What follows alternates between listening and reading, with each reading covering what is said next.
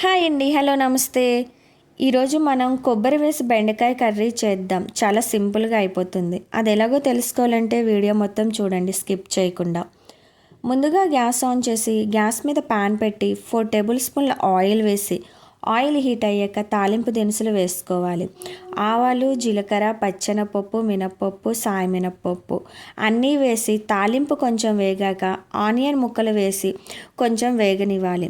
తర్వాత 1 table spoon పసుపు కూడా వేసి ఆనియన్ వేగాక బెండకాయ ముక్కలు వేసి మొత్తం ఒక్కసారి కలుపుకోవాలి.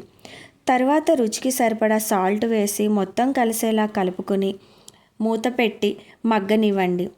తర్వాత ఇలా మగ్గాక 1 టేబుల్ స్పూన్ల కారం, 4 పచ్చిమిర్చి ముక్కలు, 4 టేబుల్ స్పూన్ల కొబ్బరి తురుము, కొద్దిగా కరివేపాకు, కొంచెం కొత్తిమీర కూడా వేసి కర్రీ మొత్తం కలుపుకుని కూర మొత్తం బాగా వేగాక స్టవ్ ఆఫ్ చేసి వేరే బౌల్లోకి తీసుకోవడమే.